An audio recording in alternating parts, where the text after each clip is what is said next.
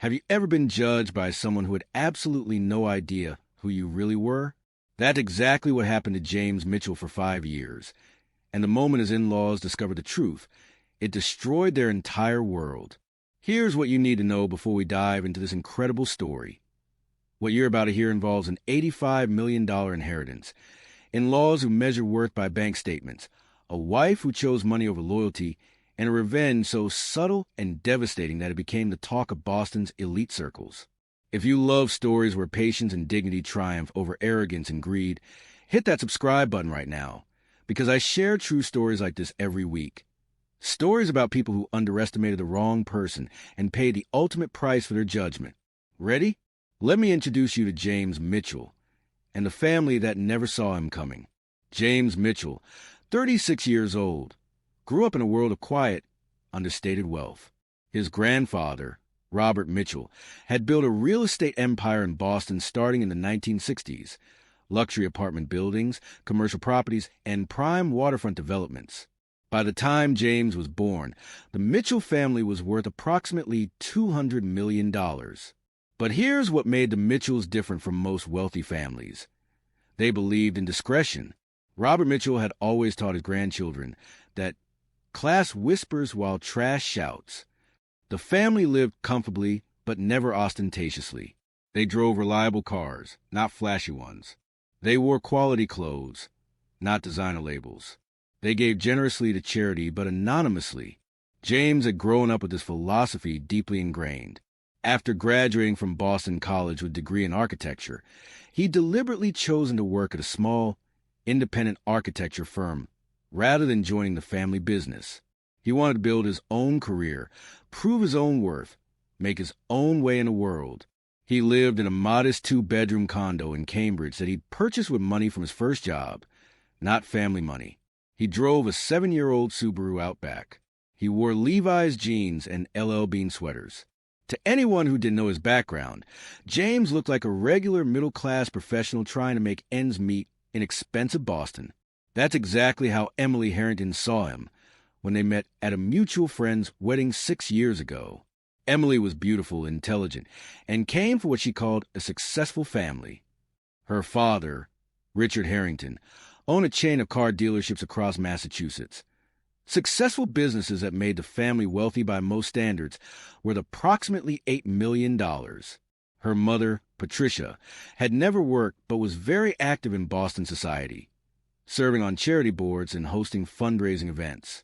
Emily's older brother, Trevor, was a corporate lawyer at a mid-sized firm, pulling in about $300,000 a year and very proud of it.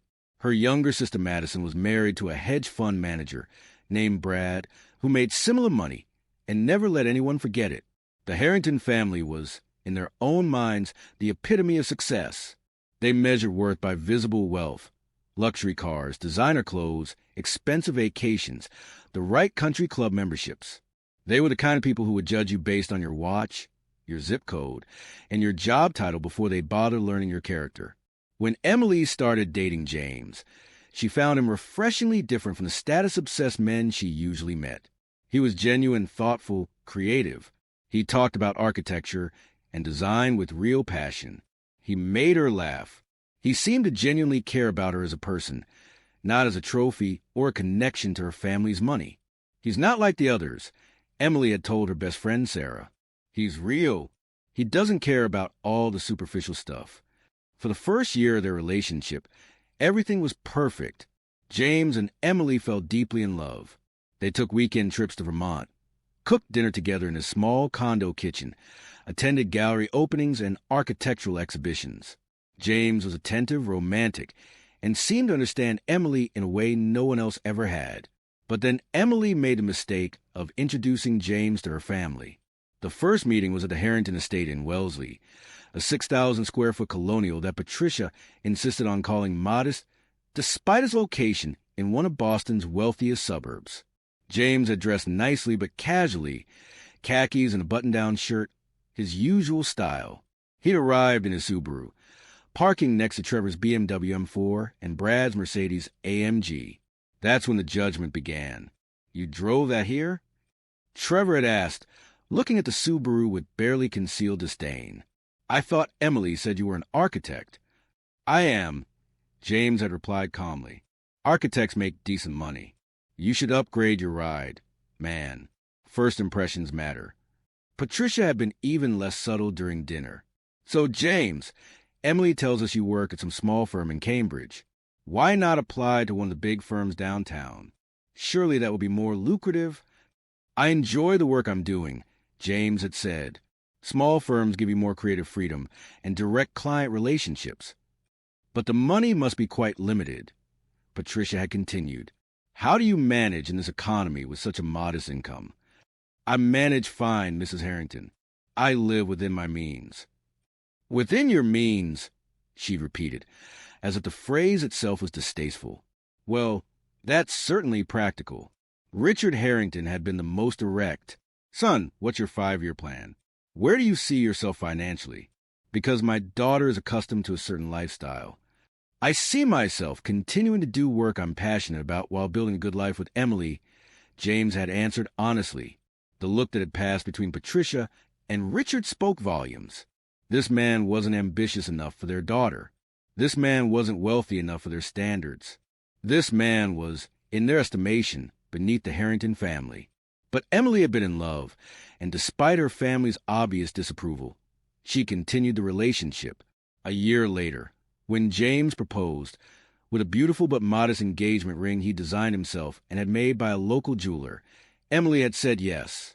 The wedding had been a source of tension from day one. Patricia had wanted a huge society wedding with 400 guests at the Four Seasons. James had suggested something smaller and more intimate. Emily, caught between her love for James and her desire to please her family, had compromised on a wedding of 200 people at a nice hotel in Boston. The problems had started when Patricia saw James's side of the guest list. Who are these people? She'd asked Emily. I don't recognize half these names. Where are the important families? The business connections? They're James's family and friends, Mom. Good people. But do they have any standing in society? Any useful connections? There's loved ones. That's what matters. Patricia had pursed her lips in disapproval, but said nothing more. At least, nothing more to Emily's face. What James didn't know at the time was that Patricia had started a whisper campaign among her social circle. Emily's marrying down, she told her friends at the country club. Sweet boy, but no real prospects. No family money, no connections, working at some no-name firm. I tried to discourage it, but you know how stubborn young people can be. The wedding itself had been beautiful, but the Harrington family had made their feelings clear in 1,000 subtle ways. During his toast, Trevor had made a joke about James marrying up that had gotten uncomfortable laughs from the Harrington side of the room. Patricia had spent the reception introducing Emily to eligible young men, successful entrepreneurs and finance guys, right in front of James. Just so you know what you could have had, she whispered to Emily when James was out of earshot. But the real problems began after the wedding, when James and Emily settled into married life in James's Cambridge condo. To the Harrington family, that condo was a source of constant shame. It was too small, in the wrong neighborhood, not suitable for a Harrington. Never mind that it was a perfectly nice 2-bedroom unit in a safe, pleasant neighborhood. It wasn't in Wellesley or Newton, and that's all that mattered to them. Patricia had started making comments at every family gathering. Still in that little Cambridge place? When you could buy a real house. We're comfortable where we are, Emily would say, though James could see the comments wearing on her. Comfortable, Patricia would sniff. Your father and I had a 4-bedroom house by the time we were your age. But I suppose everyone has different aspirations. Trevor was even worse. At family dinners, he regaled everyone with stories of his courtroom victories and his generous bonuses, always making sure to mention specific dollar amounts. Just closed a deal that's bringing me a $60,000 bonus, he'd announce. Thinking about upgrading the BMW to a Porsche. James, how's the architecture business? Still drawing pretty pictures for middle-class clients. The passive-aggressive comments were constant and relentless. Brad, Madison's hedge fund husband, would talk about his latest investment wins and their luxury vacations to Aspen and the Amalfi Coast. We're thinking of buying a place in Nantucket, he'd say. You guys should come visit. Oh, wait, you probably can't afford the ferry tickets, can you? He'd laugh as if it were a joke, but everyone knew it wasn't. Every single gathering was like this. Family dinners became exercises in endurance for James. He'd sit quietly while the Harringtons competed to see who could most subtly insult his career, his income, his lack of ambition. Emily would squeeze his hand under the table, apologizing later with her eyes. But the damage was being done. What hurt James the most wasn't the insults themselves. He'd grown up with enough confidence and family wealth to be secure in himself. What hurt was watching Emily slowly start to believe her family's narrative. At first, she defended him. James is a talented architect doing meaningful work. Not everything is about money. But after 3 years of constant pressure, her defenses were weakening. Maybe my family has a point, she'd said one night after a particularly brutal family dinner. Maybe you should consider joining a bigger firm. The money would be better. I thought you understood why I chose this work, James had said carefully. I do, but...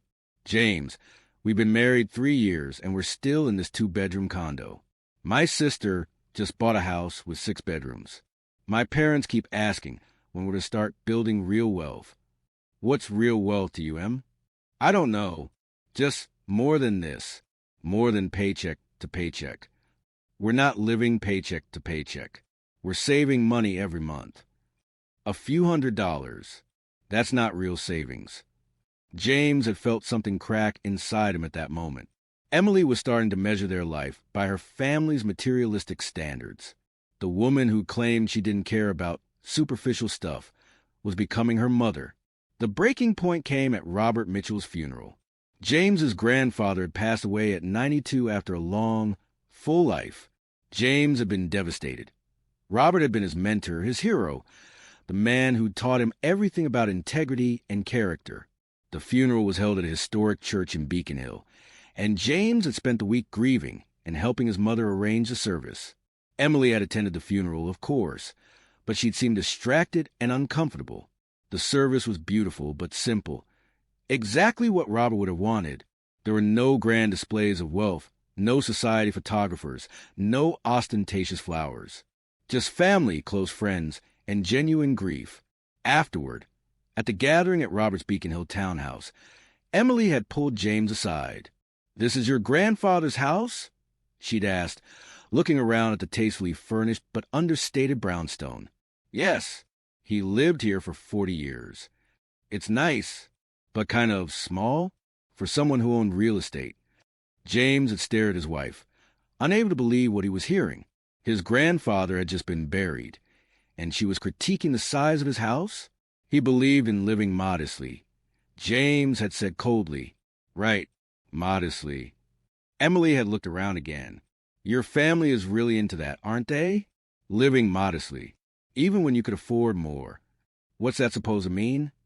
"Nothing. I see where you get it from. The whole humble lifestyle thing, even when it doesn't make sense." That night, driving home from the funeral, they'd had their first real fight. "My grandfather just died, and you're judging his lifestyle choices?" James had said, gripping the steering wheel. "I wasn't judging." "Yes, you were. You were disappointed that his house wasn't some massive mansion. You're becoming exactly like your mother, Emily. Don't bring my mother into this. She's already in this. She's been in our marriage since day one, whispering in your ear about how you married down, how I'm not successful enough, how we should be living some fantasy lifestyle that apparently matters more than actual happiness. That's not fair, isn't it? When did you stop caring about who I am and start caring about how much money I make?" Emily had gone silent, and James had known in that moment that their marriage was in serious trouble. What neither Emily nor her family knew was that Robert Mitchell's was being read the following week, and James was about to inherit something that would change everything. 3 days after the funeral, James sat in the offices of Mitchell and Sterling, the law firm that handled his grandfather's affairs for decades. His mother, Sarah, was there, along with his 2 siblings and the family lawyer, Edward Sterling. Edward opened the will and began reading. Robert Mitchell's estate was worth approximately $220 million, slightly more than James had estimated. The bulk of it was divided among family members and charitable foundations. But then Edward got to the part that made James's heart stop. To my grandson James Richard Mitchell, I leave controlling interest in Mitchell Properties, LLC, comprising all commercial and residential real estate holdings in the greater Boston area, currently valued at approximately $85 million. I leave this to James not only because he is capable and trustworthy, but because he has proven that he values character over fortune, substance over status. May he use these resources wisely and generously, as I have tried to do. $85 million. James sat in stunned silence as Edward continued reading. There were also stocks, bonds, and a personal trust fund that would provide James with an additional income of approximately $2 million per year for life. Your grandfather wanted you to have this, James, Edward said after finishing the will. He believed you were the one who truly understood what wealth should be used for. James's mother squeezed his hand. He was so proud of you, honey. The way you've lived your life, the choices you've made. He knew you'd handle this responsibility with grace. James drove home in a daze. $85 million, plus income, plus the properties. He was now one of the wealthiest men in Boston, and absolutely nobody knew it. Well, almost nobody. His immediate family knew, of course, but they'd been raised the same way James had, with the understanding that wealth was private, not for public display. When James got home, Emily was watching TV in the living room. "How did it go?" she asked absently, not looking away from the screen. "Fine," James said. "Just standard stuff." "Did your grandfather leave you anything?" James hesitated. This was the moment. He could tell Emily the truth, reveal his inheritance, watch her attitude change overnight. Probably for the worse, probably with guilt and apology, but also with an immediate shift in how she saw him. Or he could stay quiet and see who his wife really was. Some family heirlooms, James said carefully. A few stocks. Nothing life-changing. "Oh, well, that's nice, I guess." And that was it. Emily hadn't asked for details, hadn't seemed particularly interested, had just gone back to watching her show.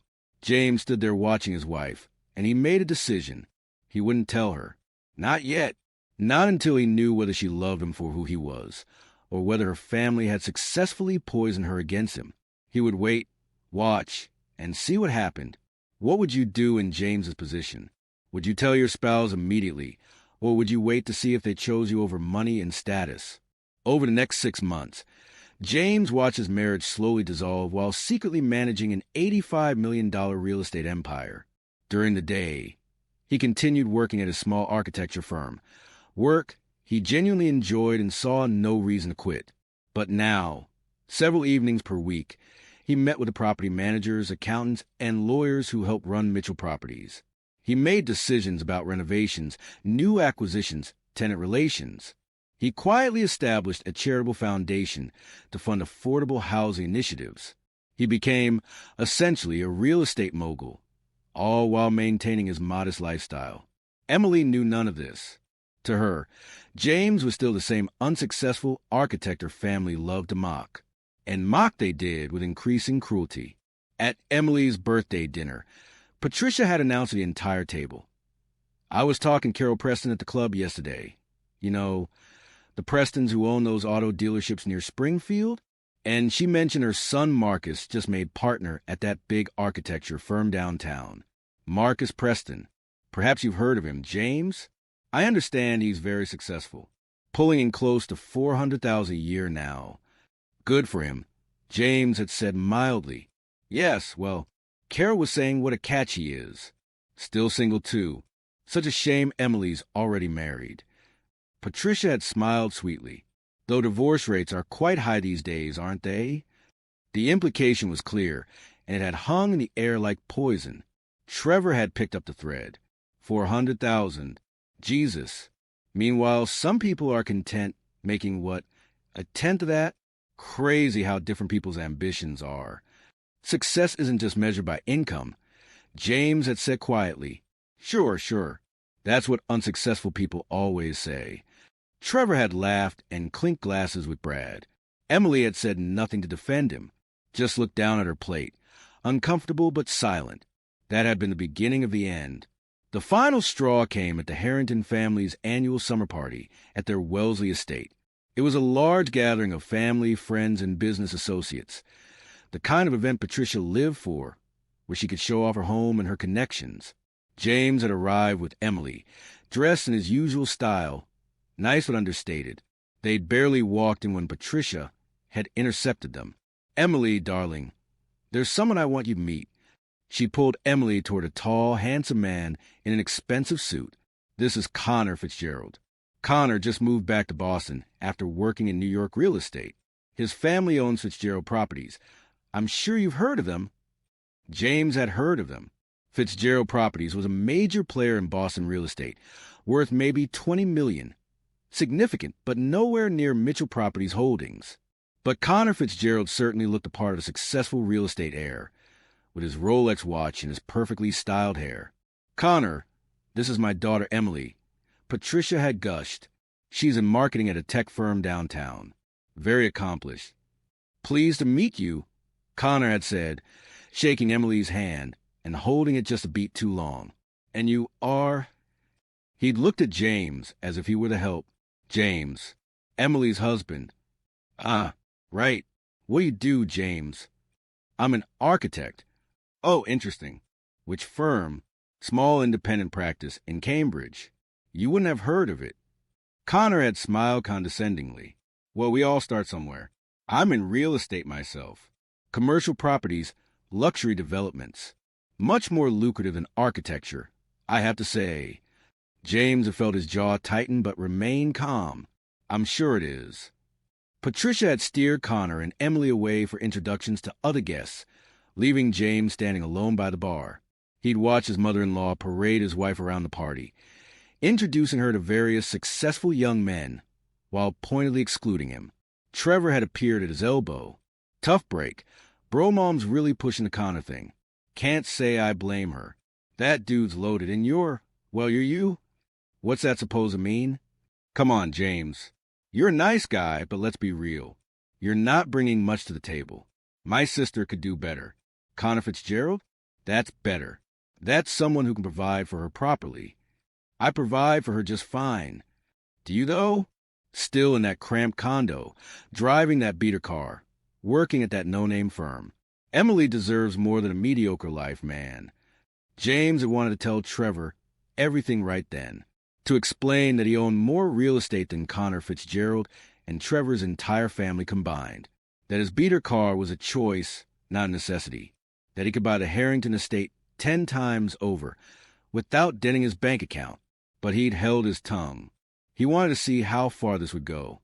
The answer came 2 hours later, when he found Emily talking with Connor on the terrace, laughing at something he'd said. Patricia had been there too, beaming with approval. James had approached just in time to hear Patricia say, "Emily, dear, you're still so young. If you ever decided you made a mistake, it's not too late to correct course. Connor here is exactly the kind of man I'd always hoped you'd end up with." Emily hadn't disagreed, hadn't defended her marriage, had just laughed uncomfortably and changed the subject. That night, driving home, James had been silent. "Are you mad about something?" Emily had finally asked. "Your mother spent the entire party parading you in front of other men. In front of me. And you let her. She was just being social. She's trying to break us up, Emily.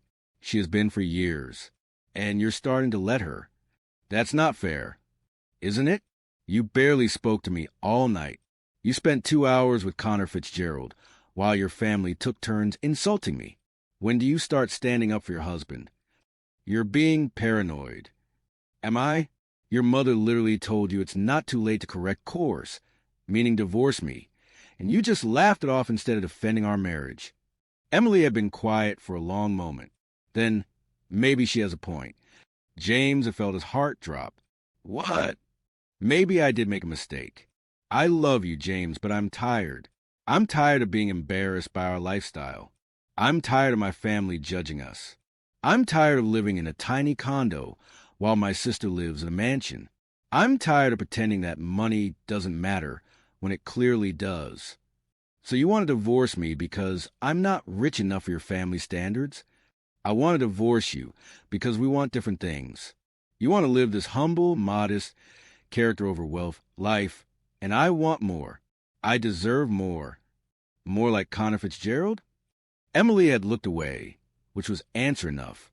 They'd driven the rest of the way home in silence. When they got to the condo, Emily had gone straight to the bedroom and locked the door.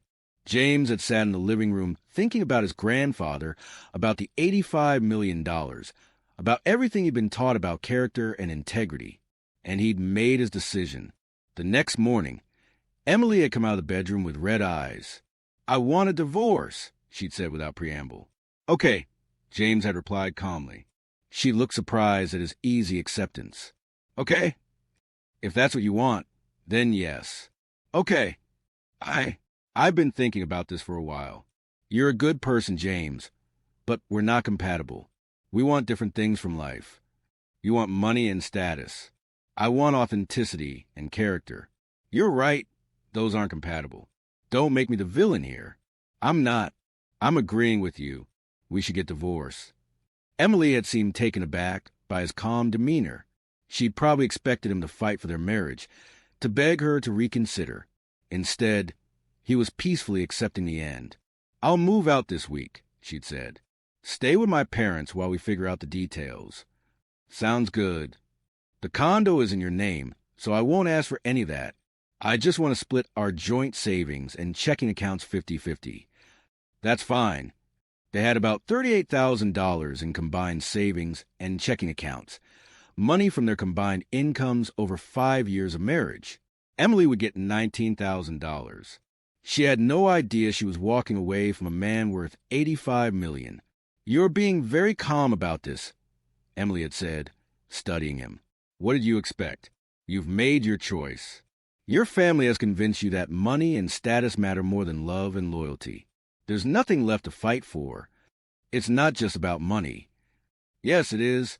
It's been about money since the day you introduced me to your family. You used to not care about that stuff. You used to see value in things that couldn't be measured by bank statements. But they wore you down, convinced you that I wasn't enough because my car wasn't flashy and my job wasn't prestigious and my condo wasn't in the right neighborhood. You're making it sound so shallow.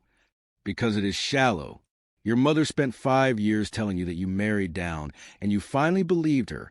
Emily had tears in her eyes. "I'm sorry, James. I really am. I know you are. But it doesn't change anything." Emily had moved out 3 days later. The divorce process had started immediately in Massachusetts. With no children and a clear agreement on asset division, it would be finalized in a few months. James had watched his wife leave their condo for the last time, carrying her belongings to Trevor's BMW. He'd felt sad but also relieved. The woman he'd married, the one who'd valued authenticity, was gone, replaced by someone who measured worth by wealth visible to others. The Harrington family had been thrilled about the divorce, of course. Patricia had called Emily the day after she'd moved back home. "You made the right decision, darling. James is a sweet boy, but you need someone who can provide properly. Connor Fitzgerald has already asked about you. You know. I think you two would make a lovely couple." Within 2 weeks of Emily moving out, Connor had asked her to dinner. Within a month, they were publicly dating. Patricia had made sure everyone in their social circle knew that Emily had finally upgraded to a man worthy of her.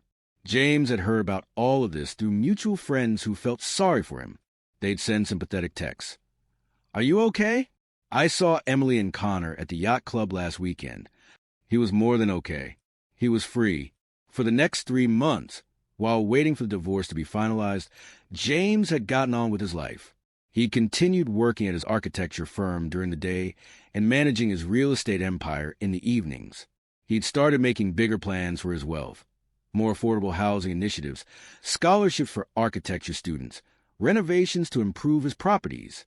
He'd also started dating someone new. Her name was Sophie Chun, and she was a professor of art history at Boston University. They'd met at a gallery opening, and she'd been fascinated by his knowledge of architecture and design. Sophie had no idea about his wealth. She'd assumed he was just a regular architect working a regular job. She liked him for his conversation, his sense of humor, his thoughtfulness. It was exactly what James had been looking for all along. Meanwhile, Emily's relationship with Connor was progressing quickly. Too quickly, some mutual friends thought. Within 2 months of dating, Connor had proposed. Emily had said yes, of course. Patricia had immediately begun planning an enormous society wedding for the following spring. A proper wedding this time. Patricia had told everyone, not like that modest little thing Emily had with James. The divorce was finalized in December, exactly 6 months after Emily had moved out. James had attended the final hearing, signed the papers, and officially ended his marriage to Emily Harrington Mitchell. Emily had walked away with her $19,000 from their joint accounts and absolutely nothing else. She had no idea what she'd given up. The revelation came in February, when Boston Magazine published their annual Wealthiest Bostonians Under 40 list. James Mitchell was number 7 on the list, with an estimated net worth of $87 million. The article detailed his inheritance from his grandfather, his control of Mitchell properties, and his extensive charitable work funding affordable housing and architecture scholarships. There were photos of some of his properties, beautiful, high-end developments worth millions. The article painted James as a modest millionaire who chose to live simply despite his massive wealth, continuing to work as an architect for the love of the craft rather than necessity. Within an hour of the magazine hitting stands, James's phone started exploding with messages.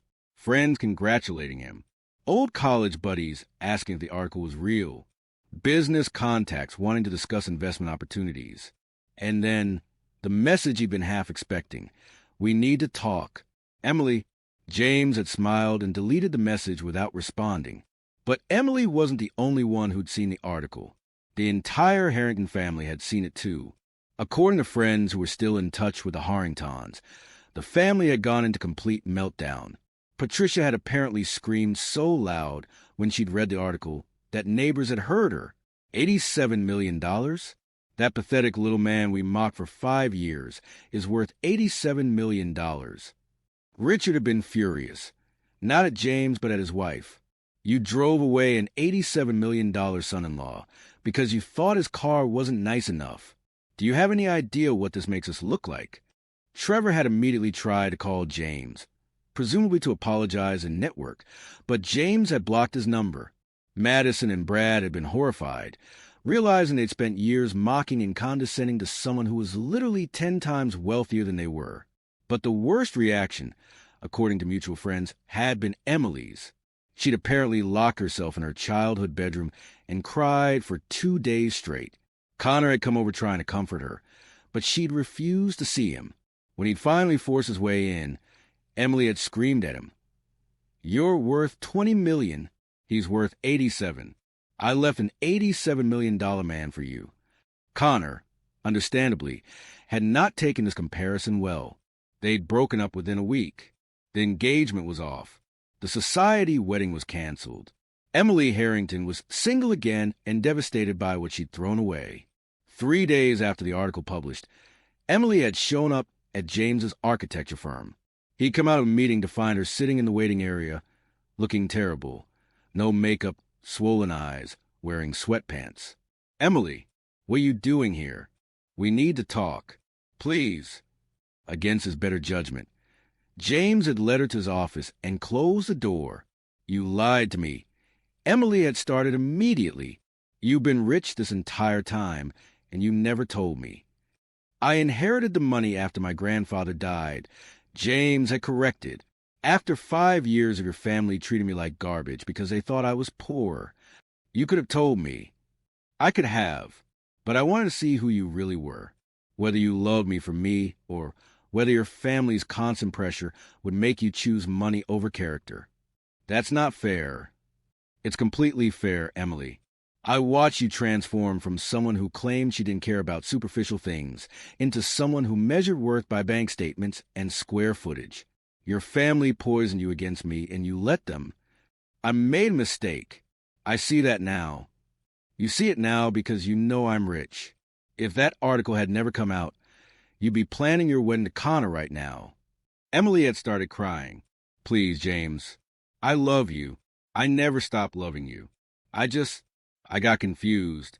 My family kept telling me you weren't good enough, and I started to believe them. But I was wrong. So wrong. You weren't confused, Emily. You made a choice. You chose status and money over me. The only thing that's changed is now you know I had money all along. We can start over. I'll be different this time. I won't care about the superficial stuff anymore. You'll be different because now you know I'm wealthy. That's not character growth, Emily. That's just greed with a guilt complex. How can you be so cold? I'm not being cold. I'm being honest. You didn't want me when you thought I was a struggling architect. You only want me now because you know I'm rich. That's not love, Emily. That's exactly what I was testing for, and you failed. So what? You set a trap for me? You deliberately hid your wealth just to see if I'd leave? I didn't set a trap.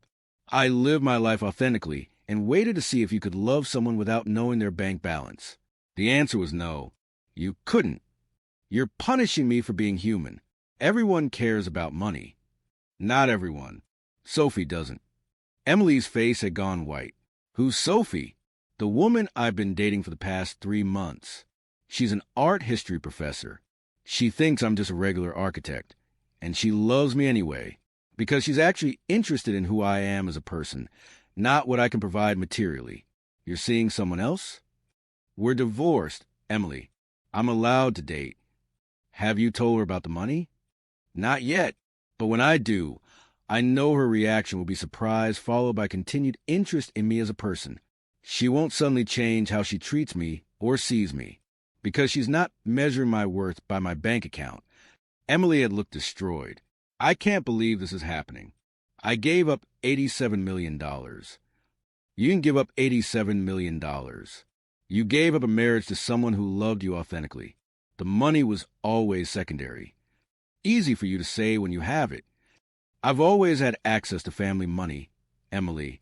I chose not to use it because I wanted to live a life based on what matters, meaningful work, genuine relationships, character over status.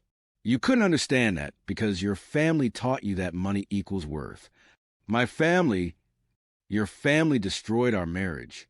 They spent 5 years convincing you I wasn't good enough, that you'd married down, that you deserved better. And you believed them.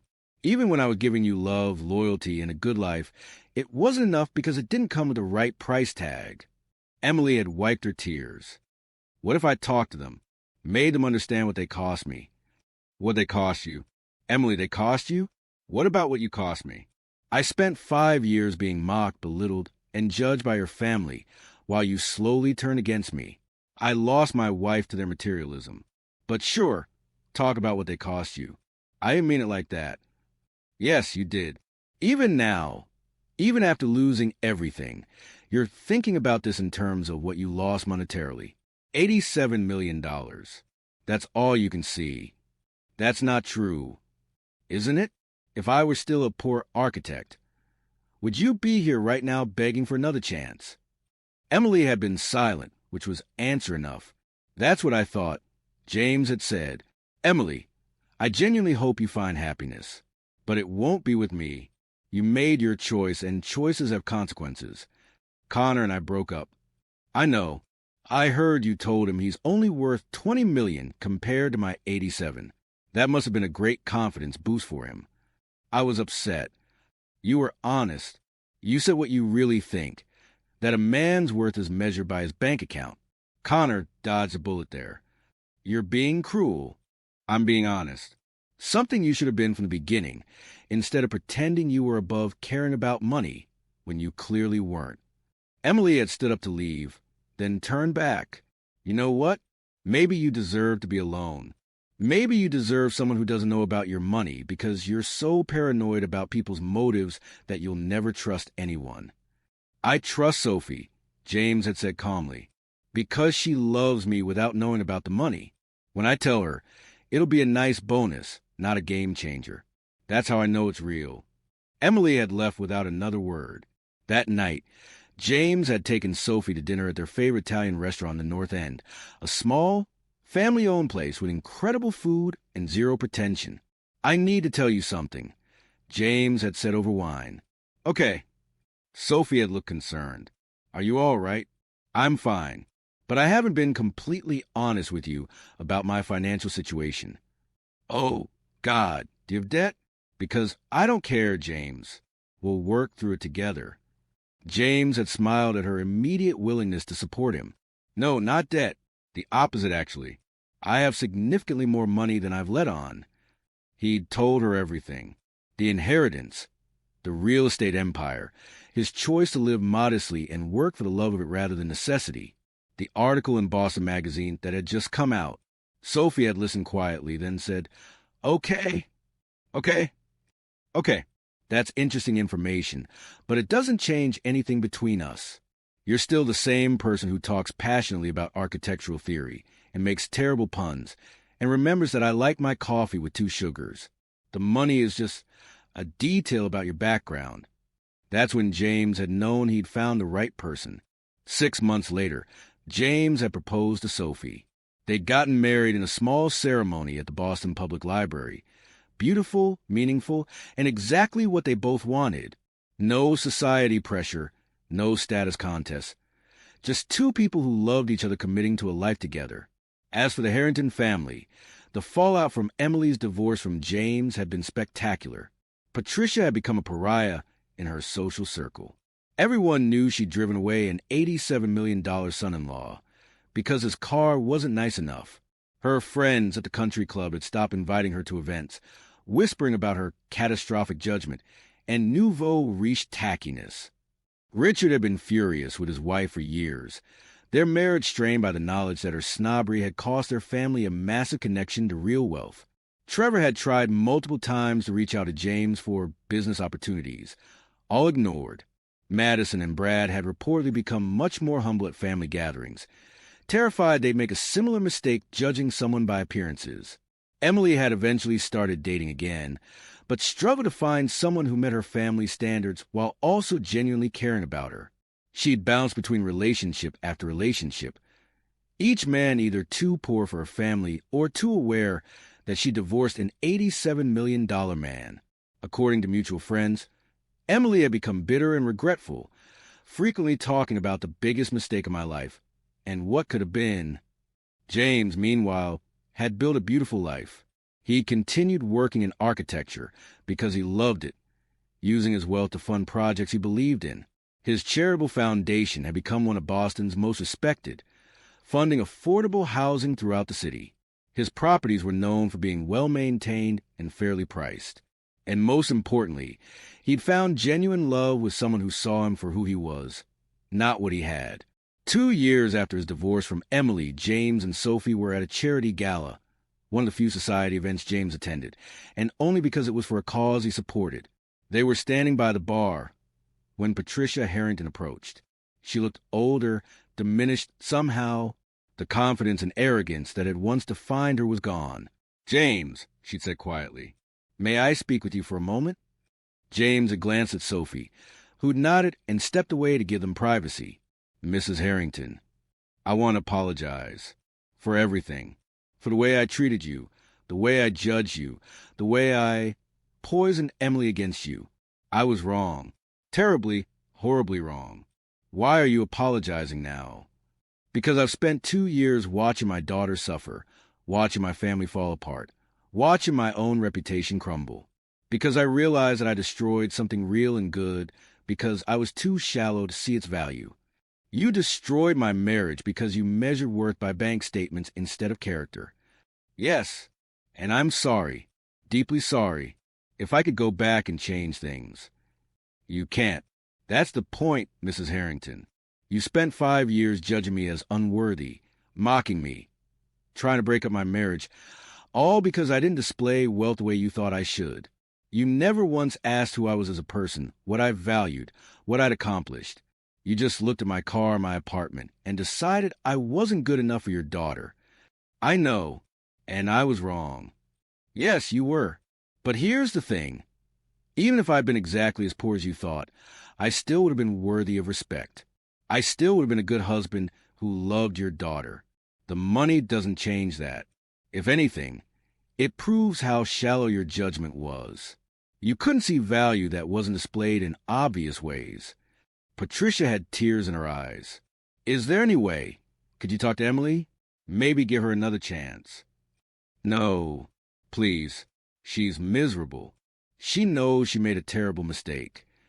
She made her choice, Mrs. Harrington. She chose your values over our marriage.